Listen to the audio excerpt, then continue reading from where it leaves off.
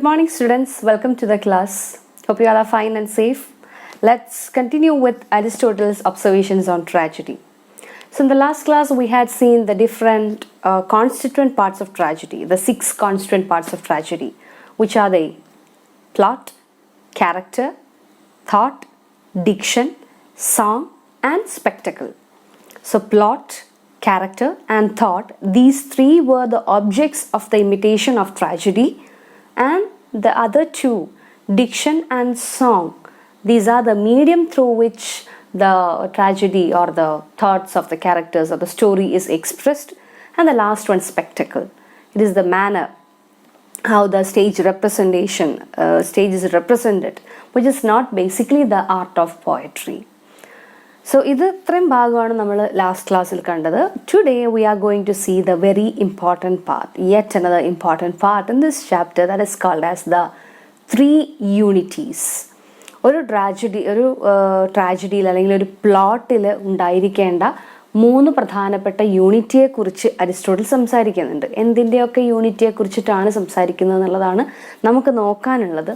Anyway, as a just I'll give you the 3 unities, that is unity of action, unity of time and unity of place.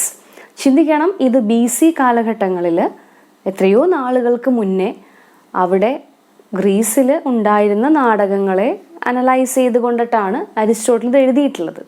അപ്പോൾ അതിൻ്റേതായിട്ടുള്ള സജ്ജീകരണങ്ങളും അതിൻ്റേതായിട്ടുള്ള ലിമിറ്റേഷൻസും ഒക്കെ accept ചെയ്തിട്ടാണ് ഈ കോൺസെപ്റ്റുകളെല്ലാം തന്നെ അരിസ്റ്റോട്ടിൽ ക്രിയേറ്റ് ചെയ്തിട്ടുള്ളത് കേട്ടോ.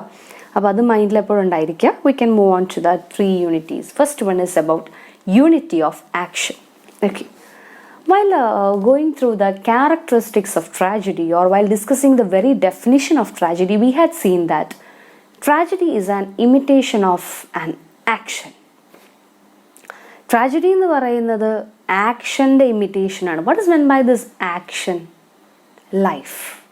What we see here, what we are doing here, we are just imitating it on the stage. ഇപ്പോൾ ഒരാൾ സംസാരിക്കുന്നത് പോലെ അഭിനയിക്കാൻ പറഞ്ഞാൽ നമ്മൾ സംസാരിക്കുന്നത് എങ്ങനെയാണോ അങ്ങനെയോ നമ്മൾ ആ സ്റ്റേജിൽ പോയിട്ട് അഭിനയിക്കുന്നുണ്ടായിരിക്കുക അല്ലേ. So we are imitating what we are doing or how somebody else is doing.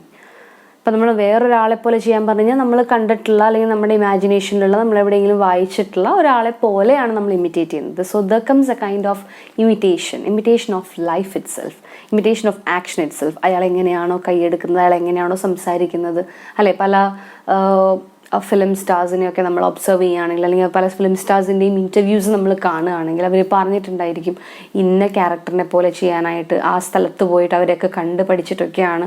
അങ്ങനത്തെ ഒരു മാനറിസംസ് ഉണ്ടായിരിക്കും, ബോഡി ലാംഗ്വേജ് ഉണ്ടായിരിക്കും, way of look, how they move their hands, the gestures, the expressions, the dialogue delivery എല്ലാം നോക്കിയിട്ട് കണ്ടു പഠിച്ചിട്ടായിരിക്കും ഭൂരിഭാഗം പേരും ചെയ്യുന്നതായിരിക്കും. വളരെ കുറച്ച് പേര് മാത്രമായിരിക്കും ചിലപ്പോൾ അങ്ങനെ അത് ഇമാജിൻ ചെയ്ത് ഇങ്ങനെ ആയിരിക്കാം, അല്ലെങ്കിൽ അങ്ങനെ ഒരു കഥാപാത്രമായി ഞാൻ മാറിയാൽ എങ്ങനെ ചെയ്യും എന്നൊക്കെ ചിന്തിച്ച് ചെയ്യുന്ന ആൾക്കാരും ഉണ്ട്. അപ്പോൾ what ever it is, there should be A kind of imitation of action going on. അപ്പോൾ ഈ ചെയ്യുന്ന ആക്ഷന് ഒരു യൂണിറ്റി വേണം. There should be A kind of unity. We discussed earlier about the beginning, middle and end. അപ്പോൾ definitely നമുക്കറിയാം ഒരു plot എന്ന് പറയുമ്പോഴത്തേക്ക് അതിന് എന്തൊക്കെ വേണം, ബിഗിനിങ്ങും മിഡിലും എൻഡും വേണം. അത് തമ്മിലൊരു ലോജിക്കലായിട്ടുള്ള ഒരു നാച്ചുറലായിട്ടുള്ള സീക്വൻസ് വേണം. നമ്മൾ കണ്ടു ബിഗിനിങ്ങിൻ്റെ അവിടെ ബിഗിനിങ് തന്നെയും അവിടെ മിഡിൽ വരാൻ പാടില്ല, മിഡിലിൻ്റെ അവിടെ മിഡിൽ തന്നെ ആയിരിക്കണം, അവിടെ എൻഡ് വരാൻ പാടില്ല, എൻഡിൻ്റെ അവിടെ എൻഡ് തന്നെ ആയിരിക്കണം, അവിടെ ബിഗിനിങ് വരാൻ പാടില്ല. അങ്ങനെയൊക്കെയുള്ള ഡിസ്പ്ലേസ്മെൻറ്റിനെ ഒന്നും അരിസ്റ്റോട്ടിൽ ഫേവർ ചെയ്യുന്നില്ല. Because of the limitations they had at that time. Limited characters, limited properties, limited stage settings and everything. No proper sound. whereas the community, the audience community, it was too large to afford. 40,000 to 50,000 ആൾക്കാരൊക്കെ ഒത്തുകൂടിയിട്ട് ഇരിക്കുന്നൊരു സ്ഥലത്ത് ഇത് അവതരിപ്പിക്കുക എന്ന് പറയുന്നത് ഇച്ചിരി ബുദ്ധിമുട്ടേറിയ ഒരു കാര്യം തന്നെയായിരുന്നു. അപ്പോൾ ആ ബുദ്ധിമുട്ടുകൾക്കുള്ളിൽ നിന്നുകൊണ്ട്, പരിമിതികൾക്കുള്ളിൽ നിന്നുകൊണ്ടുള്ള അവതരണത്തിനെ ബേസ് ചെയ്തിട്ടുള്ള റൈറ്റിങ്സും അനാലിസിസുമാണ് നമ്മളിവിടെ കാണുന്നത് എന്നുള്ളത് ഓർക്കണം. Okay. The plot being the soul of a tragedy, the artistic arrangement of its incidents is of prime importance.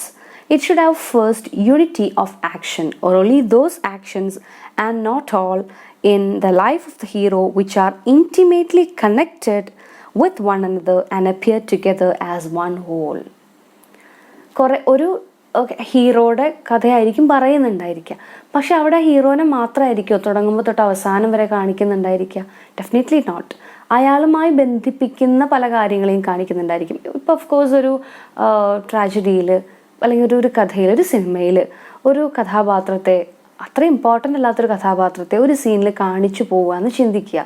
So the audience would have thought about the importance of this particular character who seems to be insignificant. പക്ഷേ അയാളുടെ ലൈഫിൽ നടക്കാൻ പോകുന്ന ഏതെങ്കിലും significant ആയിട്ടുള്ള ഒരു കാര്യത്തിനായിരിക്കും ചിലപ്പോൾ ഇത്രയും സിഗ്നിഫിക്കൻ്റ് ആയിട്ടുള്ള ഒരാളുടെ ഇമ്പോർട്ടൻസ് ആ മൊമെൻ്റ് എത്തുമ്പോൾ വരുന്നത്. അതുകൊണ്ടായിരിക്കാം ചിലപ്പോൾ ഈ കഥയുമായിട്ടൊരു ബന്ധവും ഒന്നും ഇല്ലാത്ത ഒരാളെ അവിടെ ഇൻട്രൊഡ്യൂസ് ചെയ്തിട്ടുണ്ടായിരിക്കുക. എന്നാൽ എല്ലാ സിനിമകളും അങ്ങനെ തന്നെ ആവണമെന്നില്ല. ചിലപ്പോൾ അത്രയ്ക്കും ഇമ്പോർട്ടൻ്റ് അല്ലാത്ത ആൾക്കാരെയും അനാവശ്യമായിട്ട് അതിൽ ഉൾക്കൊള്ളിച്ചതായിട്ടൊക്കെ നമ്മളുടെ ശ്രദ്ധയിൽപ്പെട്ടിട്ടുണ്ടാകും. ഇതിപ്പോൾ എന്തിനാൾ വന്നു പോയതെന്ന് പോലത്തെ ഒരു തോന്നൽ ചിലപ്പോൾ പല മൂവീസും കണ്ടപ്പോൾ നിങ്ങൾക്ക് തോന്നിയിട്ടുണ്ടായിരിക്കാം, അല്ലെങ്കിൽ പല കഥകൾ വായിച്ചപ്പോൾ നിങ്ങൾക്ക് തോന്നിയിട്ടുണ്ടായിരിക്കാം. സെയിം തന്നെയാണ് ഇവിടെ ഈ ഒരു യൂണിറ്റി ഓഫ് ആക്ഷൻ എന്നതുകൊണ്ട് ഉദ്ദേശിച്ചിട്ട് അരിസ്റ്റോട്ടിൽ പറയുന്നത്. ഡെഫിനറ്റ്ലി ഒരു കഥ നടക്കുമ്പോൾ ആ കഥയിലെ കഥാപാത്രങ്ങളെ മുഴുവനായിട്ടും ബന്ധിപ്പിക്കുന്ന തരത്തിൽ ഡിഫറെൻറ്റ് പ്ലേസിലായിട്ട് ഡിഫറെൻറ്റ് സമയങ്ങളിലായിട്ട് പല ആക്ഷൻസ് നടക്കുന്നുണ്ടായിരിക്കും.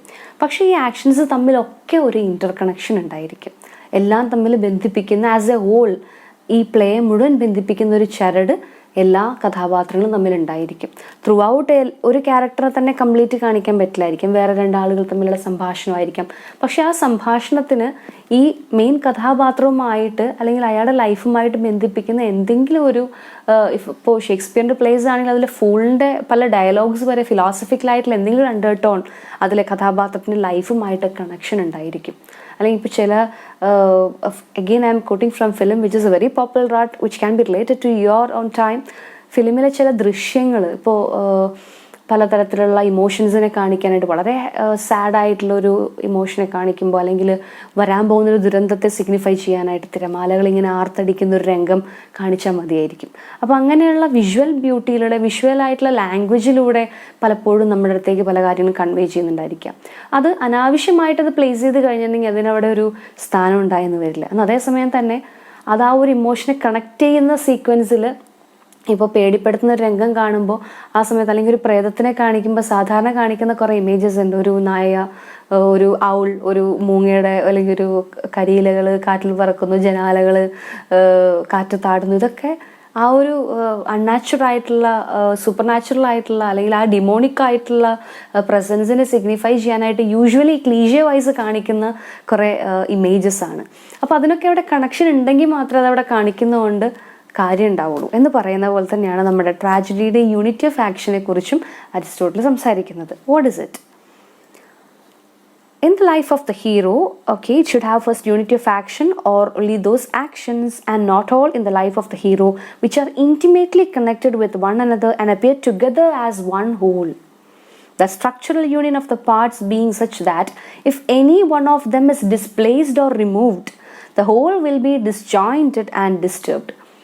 ആവശ്യമില്ലാത്ത ഒന്നും അതെത്ര ഇമ്പോർട്ടൻ്റ് ആണെങ്കിലും അത് ഉൾക്കൊള്ളിക്കാതെയും, ആവശ്യമുള്ളത് അതെത്ര ഇൻസിഗ്നിഫിക്കൻ്റ് ആണെന്ന് തോന്നിയാലും അവിടെ കൊണ്ടുവരികയും ചെയ്തിരിക്കണം.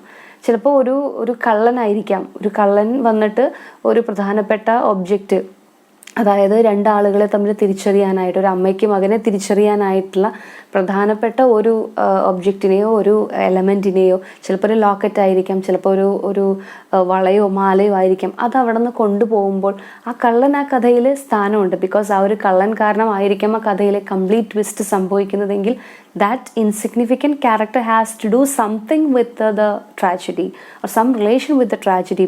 സോ ഇപ്പോൾ ഈഡിപ്പസിൻ്റെ ലൈഫ് നോക്കുകയാണെങ്കിൽ അദ്ദേഹത്തിൻ്റെ ലൈഫിലുള്ള ആ രണ്ട് ഇൻസിഗ്നിഫിക്കൻ്റ് തോന്നിപ്പിക്കുന്ന രണ്ട് ക്യാരക്ടേഴ്സ്, ആ ഒരു മെസ്സഞ്ചറും ഷെപ്പേർഡും കാരണമാണ് അദ്ദേഹത്തിൻ്റെ ലൈഫിൽ അദ്ദേഹം വേറൊരു നാട്ടിലെത്തുകയും he thought that he would be killing he would be murdering his father and he would be marrying his mother and then he eloped from that place.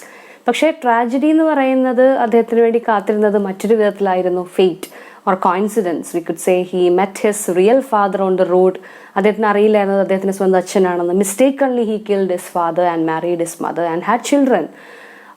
So അങ്ങനെ പോകുന്ന ആ ഒരു കഥയിൽ അത്രയും ഇൻസിഗ്നിഫിക്കൻ്റ് ആണെന്ന് തോന്നിപ്പിക്കുന്ന ആ ഒരു സെർവൻറ്റിനെയോ അല്ലെങ്കിൽ ആ ഒരു ഷെപ്പേർഡിനെയോ ഒക്കെ കൊണ്ടാണ് ആ കഥയിൽ അത്രമാത്രം വളരെ പ്രകടമായൊരു ട്വിസ്റ്റ് ഹാപ്പൻ ചെയ്യുന്നത്.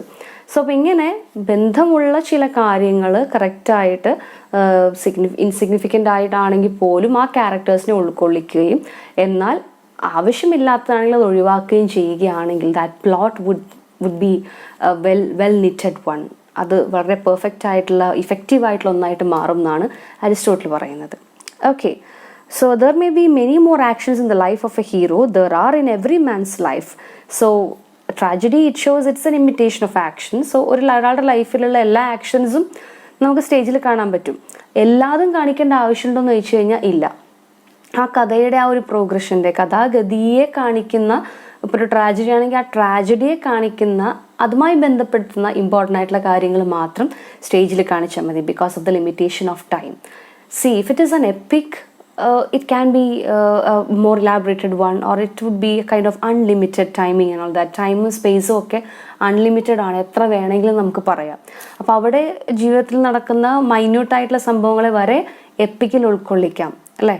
No boundaries there. whereas in a stage tragedy നമ്മൾ ആദ്യം കണ്ടത് ഒരു ഷോർട്ടർ കോമ്പസിലാണ് ട്രാജഡി വർക്ക് ചെയ്യുന്നത്. അപ്പോൾ ഈ ഷോർട്ടർ കോമ്പസിൽ വർക്ക് ചെയ്യുമ്പോൾ അത്രയും കോമ്പാക്റ്റ് ആയിട്ട് വേണം ആ പ്ലേ അവിടെ അവതരിപ്പിക്കാൻ. അനാവശ്യമായിട്ടുള്ളതെല്ലാം അവിടെ വെട്ടിക്കളയേണ്ടി വരും. ഇപ്പോൾ ഒരു ഫിലിം കാണുമ്പോഴാണെങ്കിൽ നമ്മൾ 5 മണിക്കൂർ ഫിലിം കാണുന്നതിനെ കുറിച്ച് ചിന്തിച്ച് നോക്കിയേ. ഒരു 2.5 3 അത്രയും മാക്സിമം ഒരു 3 അല്ലെങ്കിൽ ഒരു 2.5 ടൈം മാത്രമേ നമുക്കൊരു സിനിമയ്ക്ക് വേണ്ടിയിട്ട്, അല്ലെങ്കിൽ ആ ഒരു സിനിമ എന്ന് പറയുന്ന ഒരു ചട്ടക്കൂട് അത്രയും ഒതുക്കി തീർക്കുന്നതായിരിക്കും കൂടുതൽ ബെറ്റർ ആവുക. അതിലും കൂടുതൽ ലെങ്തിയർ ആണെങ്കിൽ it can be made as A series and all that അല്ലെ. ഡിഫറെൻറ്റ് സീസൺസ് ആയിട്ട് ഡിഫറെൻറ്റ് സീരീസ് ആയിട്ട് വാച്ച് ചെയ്യുന്നതായിരിക്കും കുറച്ചുകൂടെ ബെറ്റർ ആയിട്ട് വരിക. അപ്പോൾ ഓരോന്നിനും ഓരോ സ്വഭാവമുണ്ട് എന്ന് പറയുന്നത് പോലെ ഒരു ട്രാജഡി എന്ന് പറയുമ്പോൾ അതിനൊരു ഫിക്സഡ് കോമ്പസിലാണ് അത് വർക്ക് ചെയ്യുന്നത്. എന്നാൽ ഒരുപാട് ആക്ഷൻസ് ഉണ്ടെങ്കിലും ആവശ്യമുള്ള എലമെൻറ്റ്സ് മാത്രമേ അതിൽ കാണിക്കാനായിട്ട് പാടുള്ളൂ എന്നാണ് പറയുന്നത്. ഇവിടെ മറ്റൊരു പ്രധാനപ്പെട്ട കാര്യം കൂടെ അരിസ്റ്റോട്ടിൽ പറയുന്നുണ്ട്. That is it follows therefore that the events comprising the plot will concern only one man and not more. So ഇപ്പോൾ ഒരു ട്രാജഡി എന്ന് പറയുമ്പോഴത്തേക്കും അതിൽ പ്രധാനമായിട്ടും ഒരു വ്യക്തിയുടെ ജീവിതത്തിൽ നടക്കുന്ന കാര്യങ്ങളെ വേണം കാണിക്കാനായിട്ട്. ഇല്ലെങ്കിൽ മറ്റൊരാളെയും കൂടെ ഇൻകോപ്പറേറ്റ് ചെയ്യുകയാണെങ്കിൽ അയാളുടെ ലൈഫിൽ നടക്കുന്ന കാര്യങ്ങളും കൂടെ അവിടെ കയറി വരും. അപ്പോൾ ഒരു കണക്ഷനും ഉണ്ടാവില്ല തമ്മിൽ. പക്ഷെ നമുക്കറിയാം, നമ്മൾ സിനിമയിലൊക്കെ നോക്കുകയാണെങ്കിൽ ഇത്തരത്തിലുള്ള കണക്ഷൻ വെച്ചിട്ട് 2 3 4 ക്യാരക്ടേഴ്സിനെ ഒരുമിച്ച് ബന്ധിപ്പിക്കുന്ന തരത്തിലുള്ള മൂവീസ്, അത് ട്രാജഡി ആയിക്കോട്ടെ കോമഡി ആയിക്കോട്ടെ ഒക്കെ വർക്ക് ചെയ്യുന്ന നമുക്ക് കാണാനായിട്ട് സാധിക്കും. Comedy it's quite okay, because ആ ഒരു കോംപ്ലക്സിറ്റി ക്രിയേറ്റ് ചെയ്യുന്നത്. ഇപ്പോൾ ഹാപ്പി ഹസ്ബൻഡ്സ് പോലത്തെ ഫിലിംസൊക്കെ ആണെങ്കിൽ അതുപോലത്തെ ഒത്തിരി ഡ്രാമാസും നമുക്ക് ഷേക്സ്പിയറിൻ്റെ ഡ്രാമാസും കാണാനായിട്ട് സാധിക്കും. പെയറുകൾ തമ്മിൽ മാറിപ്പോകുന്നു. മിഡ്സമ്മേഴ്സ് നൈറ്റ്സ് ഡ്രീം ആണെങ്കിലും അതുപോലെ തന്നെ ഇപ്പോൾ 12th നൈറ്റ് ആണെങ്കിലും ഒക്കെ ഒരു ട്രയാങ്കിൾ ലവ് സ്റ്റോറിയൊക്കെ നമുക്ക് അവിടെ കാണാനായിട്ട് സാധിക്കും. പെയേഴ്സിനെ മാറിപ്പോകുന്നതും മിസ്ഇൻ്റർപ്രറ്റ് ചെയ്യുന്നതും മിസ്ലീഡ് ചെയ്യുന്നതും ഒക്കെ ആയിട്ടുള്ള പ്ലോട്ടുകളൊക്കെ നമുക്ക് കാണാനായിട്ട് സാധിക്കും. കുറേ ട്വിസ്റ്റുകളൊക്കെ കാണാനായിട്ട് സാധിക്കും. ഒരു ട്രാജഡിയിൽ അത് വരുമ്പോഴത്തേക്കും അതിൻ്റെ അത് അറോസ് ചെയ്യിക്കേണ്ട ഫീലിങ്സ് ഇഫക്റ്റീവായിട്ട് കൊണ്ടുവരാൻ സാധിക്കില്ല.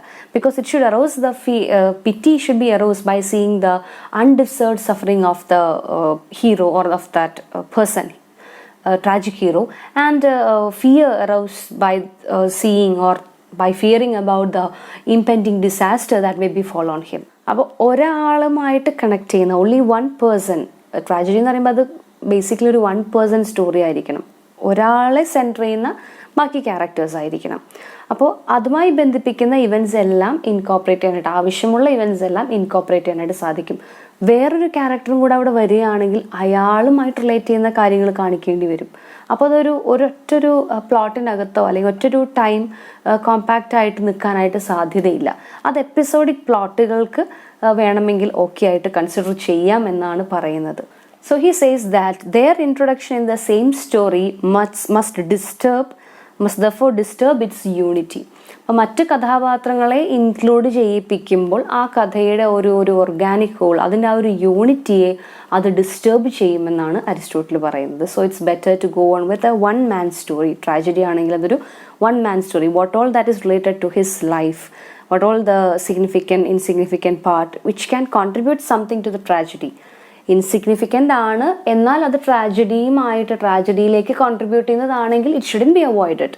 അതേസമയം വളരെ സിഗ്നിഫിക്കൻ്റ് ആണ് എങ്കിൽ പോലും ആ ട്രാജഡിയുമായിട്ട് അത് കണക്ഷൻ വരുന്നില്ല എന്നുണ്ടെങ്കിൽ just avoid it.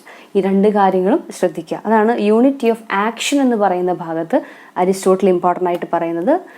Unity of action means basically it focuses on the action and it is said that it is action because it imitates life. It is an imitation of life. So life എന്ന് പറയുന്നത് movement ഉള്ളതാണ്. ആളുകളുടെ ചലനങ്ങളും ആളുകളുടെ ജീവനുള്ള ആളുകളുടെ ചലനങ്ങളും നമ്മൾ ലൈഫിൽ കാണുന്നത്. അതിൻ്റെ ഒരു പകർച്ചയാണ് നമ്മൾ എവിടെ കാണുന്നത്? ഡെഫിനറ്റ്ലി സ്റ്റേജിൽ കാണുന്നത്. So there will be living and moving characters on the stage. There will be action, and this action should have a kind of organic unity in them, and we should see one man with some kind of flaw or weakness in him, and the story should go around based on that particular man.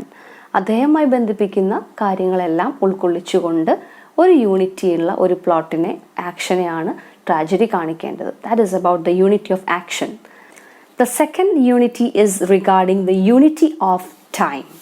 What is this unity of time? Unity of ടൈമിനെ കുറിച്ച് Aristotle പറയുന്നത് ഇങ്ങനെയാണ് എന്ന് പറഞ്ഞിട്ടാണ് നമ്മൾ ഈ ഭാഗത്ത് കാണുന്നത്. അതായത് ഒരു കഥ നടക്കുമ്പോൾ അതിനെ ഒരു സിംഗിൾ റെവല്യൂഷൻ ഓഫ് ദ സണ്ണിൻ്റെ ഉള്ളിൽ വരുന്ന കാര്യങ്ങൾ, ഇവൻസ് മാത്രമേ കാണിക്കാൻ പാടുള്ളൂ എന്നാണ് അദ്ദേഹം ട്രാജഡിയുടെ ടൈം ലിമിറ്റിനെ കുറിച്ച് പറയുന്നത്. ബിക്കോസ് നമുക്കറിയാം ഒരു ട്രാജഡി എന്ന് പറയുമ്പോൾ it would take almost 3 or 4 or maximum 5 to 6 hours അത് നാടകം അവതരിപ്പിക്കാറുള്ളൂ. അപ്പോൾ ഒരു 24 മണിക്കൂറിനുള്ളിൽ നടക്കുന്ന സംഭവങ്ങളെ ഒരു 5-6 മണിക്കൂറിൽ കാണിക്കുമ്പോൾ ആളുകൾക്ക് കുറച്ചും കൂടി അതൊരു കൺവീനിയൻ്റ് ആയിട്ട് നാച്ചുറൽ ആയിട്ട് ഫീൽ ചെയ്യുമെന്നാണ് അദ്ദേഹം പറയുന്നത്.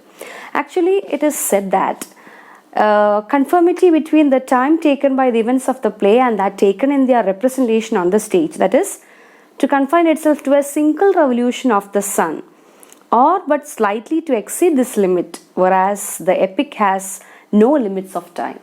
Here Aristotle is giving a kind of comparison with epic. Tragedy എപ്പിക്കുമായിട്ടൊരു കമ്പാരിസൺ അദ്ദേഹം ഒരു കമ്പയർ അവിടെ ചെയ്യുന്നുണ്ട് അദ്ദേഹം.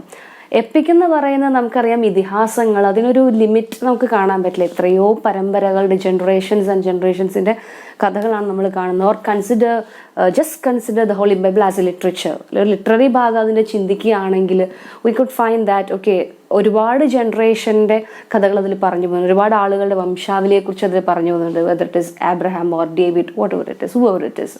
അപ്പോൾ ഇങ്ങനെയുള്ള ഒരുപാട് ആളുകളുടെ കഥകൾ നമുക്കൊരു പുസ്തക രൂപേണ നറേറ്റീവിലൂടെ പറഞ്ഞു പോകാനായിട്ട് സാധിക്കും. Whether it is Ramayana or Mahabharata. But consider taking it to a stage, ഒരു ഇനാക്റ്റായിട്ടത് ഒരു പെർഫോമൻസ് ആയിട്ടത് മാറ്റുമ്പോൾ എന്ത് സംഭവിക്കുന്നു? അതൊരു ഷോർട്ടർ കോമ്പസിലാക്കി വളരെ കോമ്പാക്റ്റ് ആക്കി കണ്ടൻസ് ചെയ്ത് കൊണ്ടുവരേണ്ട ഒരു അവസ്ഥയാണ് ഉണ്ടാവുന്നത്. അപ്പോൾ ഒത്തിരി മണിക്കൂറുകളൊന്നും ആൾക്കാർ ഇതിൻ്റെ മുന്നിൽ ഇങ്ങനെ ഇത് കാണാൻ വേണ്ടിയിട്ടിരിക്കണം എന്നില്ല. സോ അതിനെ ഒന്ന് കംപ്രസ് ചെയ്യേണ്ടതായിട്ട് വരും. ആവശ്യമില്ലാത്തതിനെ നമ്മൾ നേരത്തെ യൂണിറ്റി ഓഫ് ആക്ഷനിൽ കണ്ടതുപോലെ ആവശ്യമില്ലാത്തതിനെയൊക്കെ അവോയ്ഡ് ചെയ്ത് ആവശ്യമുള്ളതിനെ മാത്രം, ട്രാജഡിയുമായി റിലേറ്റ് ചെയ്യുന്നതിനെ മാത്രം കമ്പൈൻ ചെയ്തിട്ട് കൊണ്ടുവരേണ്ടതായിട്ട് വരും. അപ്പോൾ ആ ഒരു ആസ്പെക്റ്റിൻ്റെ ചുവട് പിടിച്ചുകൊണ്ട് യൂണിറ്റി ഓഫ് ടൈമിൽ പറയുന്നത് ഇവൻസ് കാണിക്കുമ്പോൾ അതൊരു സിംഗിൾ റെവല്യൂഷൻ ഓഫ് സണ്ണിനെ ബേസ് ചെയ്യുന്ന തരത്തിലുള്ള കാര്യങ്ങൾ കാണിക്കുന്നതായിരിക്കും നല്ലത്. Because epic has no limits of time എന്ന് അദ്ദേഹം പറഞ്ഞു. ഇതിനെ ഓൾഡർ ക്രിട്ടിക്സ് ഇൻ്റർപ്രറ്റ് ചെയ്ത് എന്താണെന്ന് വെച്ചിട്ടുണ്ടെങ്കിൽ 24 മണിക്കൂറിൽ നടക്കുന്ന കഥ മാത്രമേ കാണിക്കാൻ പാടുള്ളൂ എന്നൊരു വായനയാണ് അന്നത്തെ കാലത്ത് നടന്നിട്ടുള്ളത്. അരിസ്റ്റോട്ടിൽ എവിടെയും അങ്ങനെ കൺഫേം ചെയ്ത് പറഞ്ഞിട്ടില്ല ഇങ്ങനെയുള്ള കഥ മാത്രമേ പാടുള്ളൂ എന്ന്. പക്ഷെ അതിൽ നടന്നിട്ടുള്ളൊരു ഇൻ്റർപ്രിട്ടേഷൻ ഇങ്ങനെയായിരുന്നു. Okay, what ever it is, A good tragic plot should take 24 hours period or 24 hours span of time for the events to take place. അതിനപ്പുറത്തേക്ക് എക്സിൽ ചെയ്ത് പോയി കഴിഞ്ഞാൽ it is not a good tragic plot എന്നുള്ളൊരു കൺക്ലൂഷനിലേക്ക് അന്നത്തെ older critics എത്തി എന്നാണ് പറയുന്നത്. ആക്ച്വലി അത്രയും കർക്കശമായിട്ട് അരിസ്റ്റോട്ടിൽ പറഞ്ഞിട്ടില്ല എന്നും കൂടെ അവിടെ ചേർക്കുന്നുണ്ട്. Okay, from this the older critics were led to believe that for a good tragic plot, if it should be a good tragedy, what should be done? It was necessary to select an event or events that happened within 24 hours or so in life, so that when represented in about 1/4 of that time on the stage, they may not appear unnatural as they would if the plot time were longer. Plot time അപ്പോൾ അതിൽ 24 മണിക്കൂറിലും കൂടുതലാണെങ്കിൽ അതൊരു bad tragic പ്ലോട്ടായിട്ട് മാറും. ആളുകൾക്ക് അതൊരു അൺനാച്ചുറലായിട്ട് feel ചെയ്യും. നാച്ചുറലായിട്ട് ഫീൽ ചെയ്യണമെങ്കിൽ 24 hours ഉള്ളിൽ നടക്കുന്ന കാര്യങ്ങളായിരിക്കണം. ഇപ്പോൾ ഉദാഹരണത്തിൽ പറയുകയാണെങ്കിൽ നമ്മൾ സിനിമയിലൊക്കെ എത്രയോ നാളത്തെ കഥകൾ കാണാറുണ്ടല്ലോ അല്ലെ, ഡിഫറെൻറ്റ് 3 ജനറേഷൻ്റെയൊക്കെ സ്റ്റോറി ഓർ സെഞ്ച്വറീസ് ബാക്ക് നടന്നിട്ടുള്ള കാര്യങ്ങളൊക്കെ വരെ കാണിക്കാറുണ്ട്. എന്നാൽ അതേസമയം തന്നെ ട്രാഫിക് പോലത്തെ സിനിമകളൊക്കെ ഒന്ന് ആലോചിച്ച് നോക്കുക, ഒരൊറ്റ ദിവസത്തെ ഇവൻറ്റിനെയാണ് അത് കംപ്ലീറ്റ് ആയിട്ടും കാണിക്കുന്നത്. ബട്ട് ഫിലിമിലായതുകൊണ്ട് അത് കുറച്ചും കൂടെ കൺവീനിയൻ്റ് ആണ് അതിൻ്റെ ടെക്നിക്സ് യൂസ് ചെയ്തുകൊണ്ട്. നാടകത്തിലെന്ന് പറയുമ്പോഴത്തേക്കും അന്നത്തെ കാലത്ത് അത്രയും ഓൾഡർ ആയിട്ടുള്ള ആ ഒരു BC ടൈമിൽ, ഏൻഷ്യൻ ടൈമിൽ അത് അത്രയും പ്രായോഗികമായിരുന്നില്ല. അപ്പോൾ അങ്ങനെയാണ് ഓൾഡർ ക്രിട്ടിക്സ് അതിനെ വിലയിരുത്തിയത്. അരിസ്റ്റോട്ടിൽ പറയുന്ന യൂണിറ്റി ഓഫ് ടൈം എന്ന് ഉദ്ദേശിക്കുന്നത് the conformity between the events that is taking place with how it is presented on the stage. അത് തമ്മിലൊരു ചേർച്ച വേണം. എത്ര സമയമാണോ കാണിക്കുന്നത് അതും അതിൽ നടക്കുന്ന ഇവൻറ്റ്സും നടക്കുന്ന സമയവുമായിട്ടൊരു കണക്ഷൻ വേണം, ഒരു ബന്ധം, ഒരു എഗ്രിമെൻ്റ് ഉണ്ടായിരിക്കണം. അതിനെ ഇൻ്റർപ്രറ്റ് ചെയ്തത് ആൾക്കാർ ഇങ്ങനെയായിരുന്നു. 24 hours നടക്കുന്ന ഇവൻറ്റ്സ് മാത്രമേ ഗുഡ് ട്രാജിക് പ്ലോട്ടിന് പാടുള്ളൂ. എന്നാൽ മാത്രമേ അതിനെ ഒന്ന് ഷോർട്ടർ ആക്കി ഒരു 4 or 3 hours കാണുന്ന ആളുകൾക്ക് അതൊരു കൺവീനിയൻ്റ് ആയിട്ട് റിലേറ്റ് ചെയ്തിട്ട് കാണാൻ സാധിക്കുള്ളൂ എന്ന കൺക്ലൂഷനിലാണ് ആളുകൾ എത്തിയത് എന്നാണ് പറയുന്നത്. We can move on to the third unity, that is unity of place. ഇപ്പോൾ ഇവിടെ യൂണിറ്റി ഓഫ് ടൈമിൽ പറഞ്ഞതുപോലെ തന്നെ ഒരു കണക്ഷനാണ് യൂണിറ്റി ഓഫ് പ്ലേസിൽ അരിസ്റ്റോട്ടിൽ പറയുന്നത്. യൂണിറ്റി ഓഫ് പ്ലേസിൽ പറയുന്നത് എന്താണെന്ന് വെച്ചിട്ടുണ്ടെങ്കിൽ ഡെഫിനറ്റ്ലി അവിടെ നടക്കുന്ന ഇവൻറ്റ്സ്, അത് പ്ലേസ് ചെയ്യുന്ന സംഭവിക്കുന്ന സ്ഥലങ്ങൾ തമ്മിലൊരു പ്രത്യേക കണക്ഷൻ വേണം. ബേസിക്കലി നമുക്കറിയാം അന്നത്തെ കാലഘട്ടം എന്ന് പറയുമ്പോഴത്തേക്ക് അതിലൊരുപാട് ചേഞ്ചസ് കൊണ്ടുവരാനായിട്ട് സാധിക്കില്ല. Just take the example of Shakespeare stage.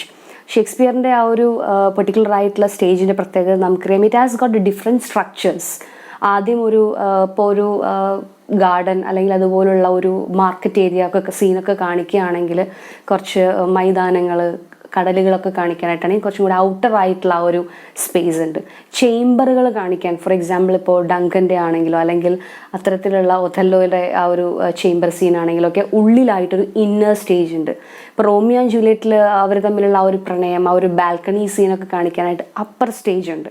അപ്പോൾ ഡിഫറെൻറ്റ് പ്ലേസസ് കാണിക്കാനായിട്ട്, അതായത് ഇപ്പോൾ അതുപോലുള്ള ഔട്ടർ സ്പേസ് വരുമ്പോഴത്തേക്കും they can use this outer stage use ചെയ്താൽ മതി.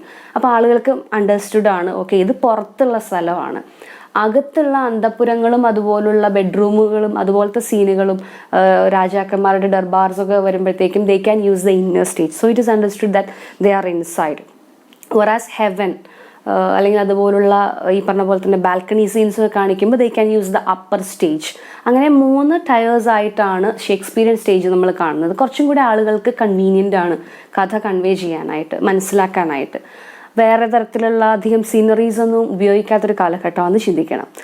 കുറച്ചും കൂടെ നമ്മളുടെയൊക്കെ ഒരു ടൈമിലേക്കൊക്കെ വരുമ്പോൾ ഡ്രാമാസിൽ we can see that different sceneries were used to represent. Okay ഇത് വീടാണ്, അപ്പോൾ ബാക്കിൽ ചുവരിൻ്റെയോ അല്ലെങ്കിൽ അങ്ങനെ എന്തെങ്കിലും സെറ്റിങ്സ് ആയിരിക്കും. ഗാർഡൻ ആകുമ്പോൾ ഒരുപാട് പൂക്കളൊക്കെ ഉള്ള ഒരു കുളമൊക്കെ വരച്ചിട്ടുള്ള ഒരു ഗാർഡൻ സെറ്റിംഗ് ആയിരിക്കാം.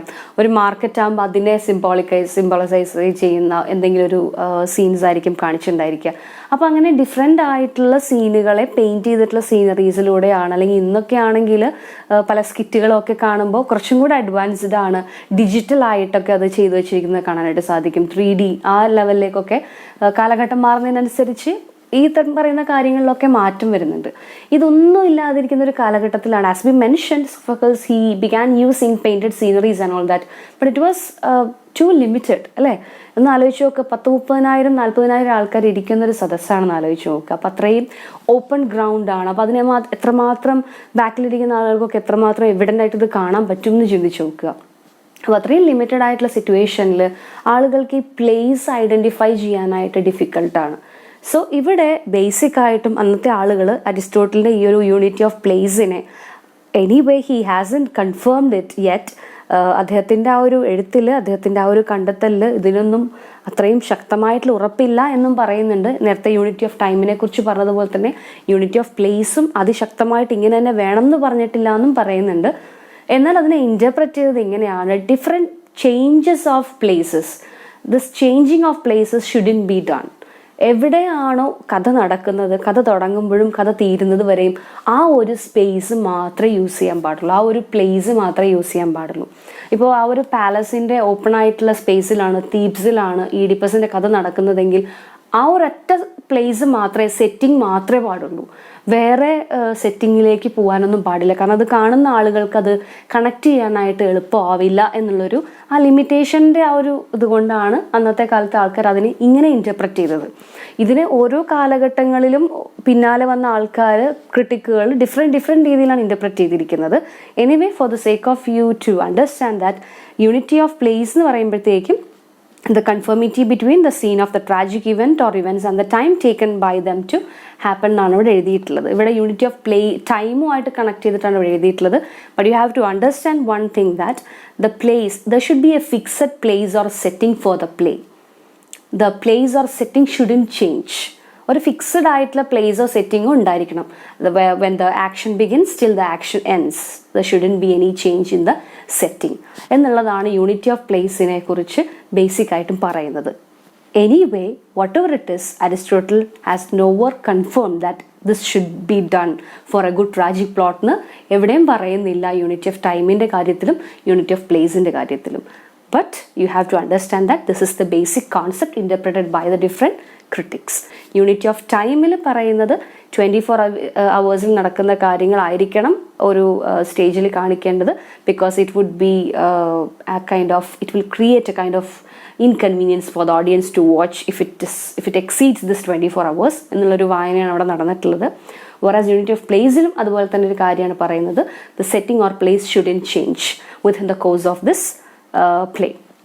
Okay, so that is about the three unities. It can be asked for a paragraph question most probably, or it can be asked as a 2 marks question. Probably അതൊരു paragraph question ചോദിക്കാനായിട്ടാണ് സാധ്യതയുള്ളത്.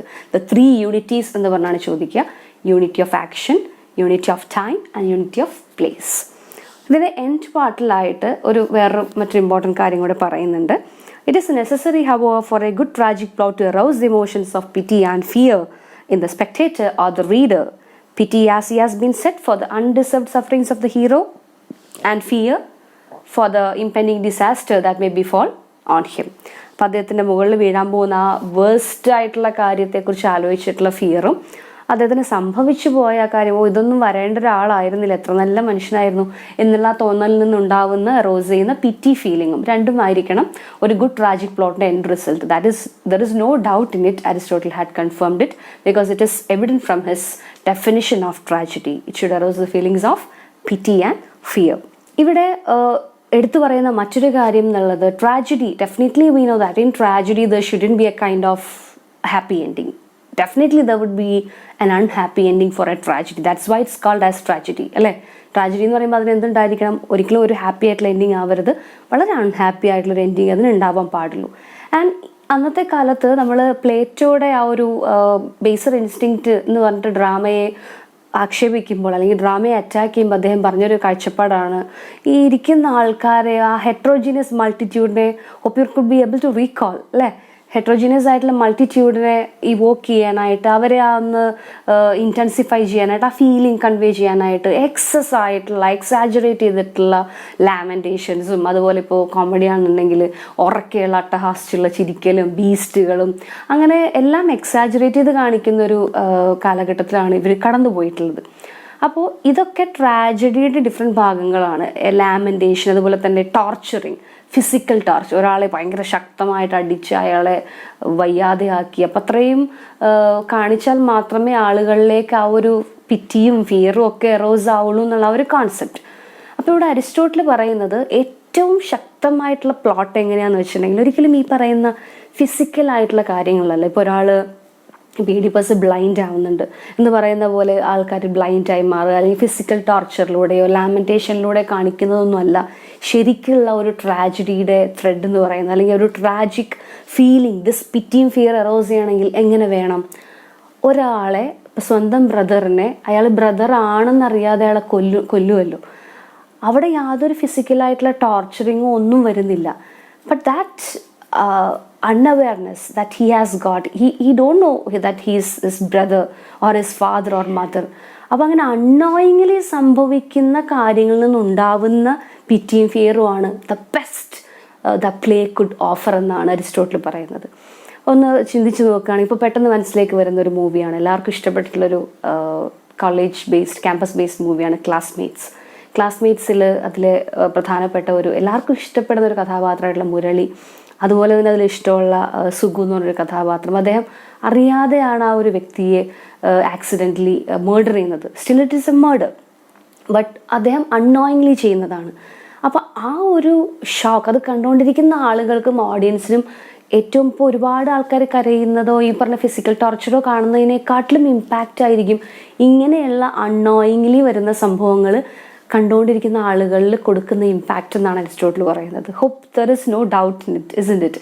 നമുക്കും evaluate ചെയ്ത് കഴിയുമ്പോൾ അങ്ങനെയൊക്കെ ചിലപ്പോൾ feel ചെയ്യും അല്ലേ, കറക്റ്റായിട്ടും ഇങ്ങനെ ഫിസിക്കലായിട്ടുള്ള കാര്യങ്ങൾ കാണുന്നതിനേക്കാട്ടിലും കുറച്ചും കൂടെ ഇങ്ങനെ അറിയാതെ പറ്റിപ്പോകുന്ന സംഭവങ്ങളിൽ നിന്നൊക്കെ ഉണ്ടാവുന്നതാണ് കണ്ടുകൊണ്ടിരിക്കുന്ന ആളുകളിൽ പിറ്റിയും ഫിയറും കൂടുതൽ അറോസ് ചെയ്യിക്കാനായിട്ടുള്ള റീസൺസ് എന്ന് അരിസ്റ്റോട്ടിൽ പറയും. That's A very important point and very good relevant point which can be applied to the present day film watching or series, whatever it is. So there are two ways in which these emotions may be aroused, that is pity and fear, by spectacular means or mere theatrical effects, such as a physical torture, piteous lamentation, beggarly appearance, just like in King Lear, and so on, and by the inner structure of the plot, such as a brother unknowingly killing a brother and discovering the fact later. അപ്പോൾ കൊന്നതിന് ശേഷം അയ്യോ അന്ന് ഞാൻ കൊന്നത് എൻ്റെ അച്ഛനെ ആയിരുന്നോ എന്ന് ഈഡിപ്പസിന് ഉണ്ടാവുന്ന ആ ഒരു റെവലേഷൻ, ആ ഒരു റിയലൈസേഷൻ അദ്ദേഹത്തിന് കൊടുക്കുന്ന ഒരു mental shock. So the wife, the mother of my children, അതെൻ്റെ അമ്മയായിരുന്നോ എന്ന് റിയലൈസ് ചെയ്യുമ്പോൾ ഈഡിപ്പസിന് ഉണ്ടാകുന്ന ആ ഒരു റിവേഴ്സൽ ഓഫ് ആക്ഷൻ അല്ലേ, അദ്ദേഹത്തിൻ്റെ ലൈഫിൽ ഇനി ഇതിൽ കൂടുതൽ ഒന്നും സംഭവിക്കാനില്ല, അത്രയും ദുരന്തം സംഭവിച്ചു കഴിഞ്ഞു. അതാണ് അരിസ്റ്റോട്ടിൽ പറഞ്ഞ the best twist in the play എന്ന് ഈ ഭാഗത്ത് കാണുന്നത്. Discovering the fact later or intending good and doing evil, നല്ലതെന്ന് വിചാരിച്ച് ചെയ്തതാണ് പക്ഷെ അത് ദോഷമായിട്ടും, ഒരാളെ രക്ഷിക്കാൻ നോക്കിയിട്ട് അയാൾ മരിച്ചു പോകുന്ന സിറ്റുവേഷൻ, ഇപ്പോൾ താഴേക്ക് വീഴാൻ പോകുന്ന ഒരാളെ രക്ഷിക്കാൻ നോക്കുമ്പോൾ പെട്ടെന്ന് അയാളുടെ കഴുത്തിലോ കയ്യിലോ അത് കുരുക്ക് വീണ് അയാൾ മരിച്ചു പോകുന്ന സിറ്റുവേഷൻസ്. അപ്പം അങ്ങനെ നല്ലത് ചെയ്തിട്ട് അത് ദോഷമായി മാറുന്ന അവസ്ഥകൾ. Or little error visited by a too heavy punishment and so on. It is this latter mode that indicates a superior poet. അപ്പം അത്രയും മനോഹരമായിട്ടുള്ള ഒരു സ്ക്രിപ്റ്റിംഗ് നടത്തുന്ന ആളാണ് ദ ബെസ്റ്റ് സുപ്പീരിയർ പോയറ്റ് എന്നാണ് അരിസ്റ്റോട്ടിൽ പറയുന്നത്. For the plot ought to be so constructed that even without the aid of the eye, he who hears the tale told will thrill with horror and melt to pity at what takes place. കണ്ണുകൊണ്ട് കാണേണ്ട ആവശ്യമില്ല. Better poet എന്ന് പറയുമ്പോൾ we can relate it with EPIC also. അദ്ദേഹം മുന്നേ പറഞ്ഞു കഴിഞ്ഞു, ചില ട്രാജഡികൾ കാണണം തന്നെയില്ല, ചിലത് വായിക്കുമ്പോൾ നമുക്ക് ഈ പിറ്റിയും ഫിയറും Eros ചെയ്യിപ്പിക്കുന്നുണ്ടായിരിക്കാം. That is the best poet. He who writes such constructed, well lit plot, where one do unknowingly he may commit some crime, or because of his good nature something turned into evil one. അതാണ് ഏറ്റവും ബെസ്റ്റായിട്ടുള്ള പോയറ്റിൻ്റെ കഴിവ് എന്ന് അദ്ദേഹം എടുത്തു പറയുന്നത് ഈ ഒരു ഭാഗത്താണ്. So by this we can wind up today's class. We have to speak more about a tragedy in the next class. So till then, take care. See you on the next class.